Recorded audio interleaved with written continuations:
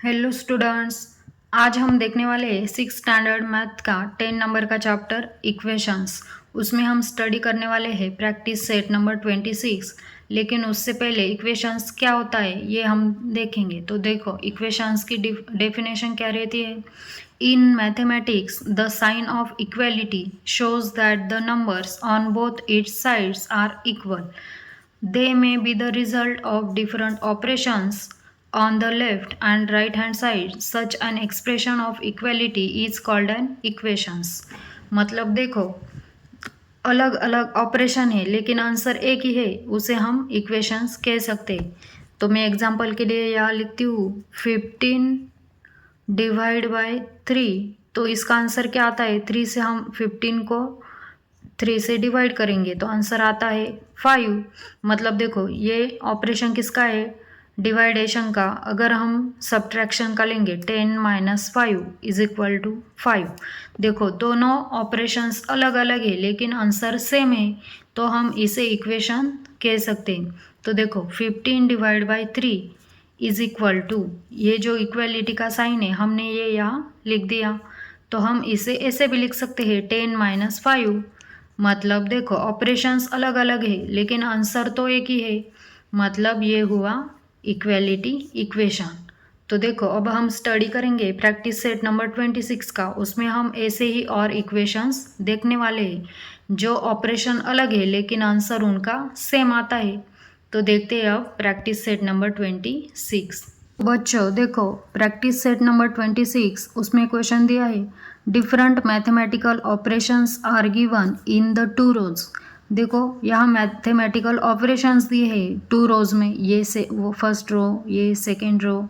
हमें क्या करना है, find out the number you get in each operation and make equations. देखो ऐसे 2 इक्वेशन जिनके जो आंसर है उनका नंबर सेम आएगा, हमें वो लिखने हैं। तो देखो अब हम इसे सॉल्व कैसे करेंगे। तो देखो 16 डिवाइड बाय 2, हम इसको अगर 16 को 2 से डिवाइड करते तो आंसर कितना आएगा 8। मतलब 2 के टेबल में 8 नंबर को 16 आता है। 8 इंटू 3, 8 3 ज़ा 24। 5 इंटू 2 क्या आंसर आएगा 10। 19 में से हम 10 माइनस करेंगे तो आंसर क्या आएगा 9। 9 प्लस 4 करेंगे तो आंसर क्या आएगा 13। अब देखो यहाँ 10 में से हम 2 माइनस करेंगे तो आंसर क्या आएगा 8। 72 को हम 3 से डिवाइड करेंगे तो आंसर क्या आएगा 3 1 ज़ा 3, 3 2 ज़ा 6 और ये बचा 1, 3 4 ज़ा 12। मतलब इसका आंसर क्या आया 24। 37 में से हम 27 माइनस करेंगे तो आंसर आएगा 10।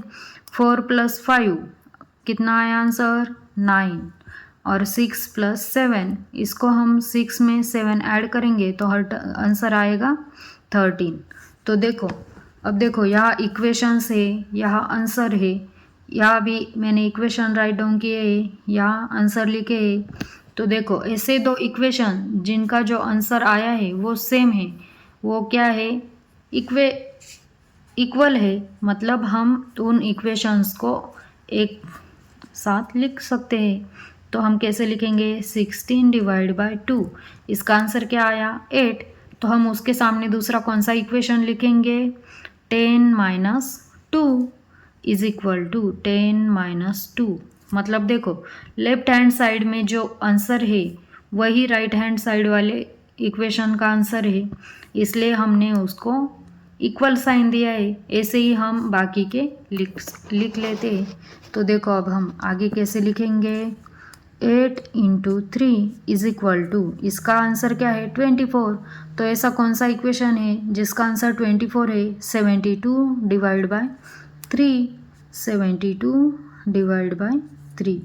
आगे वाला 5 into 2, 5 into 2 is equal to, इसका आंसर 10 है। तो अगला कौन सा इक्वेशन है जिसका आंसर 10 है 37 माइनस 27। 37 माइनस 27।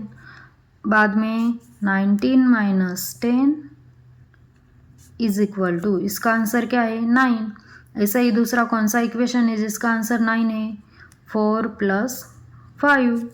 आगे 9 प्लस 4 इज इक्वल टू उसके जैसा कौन सा इक्वेशन आएगा 6 + 7।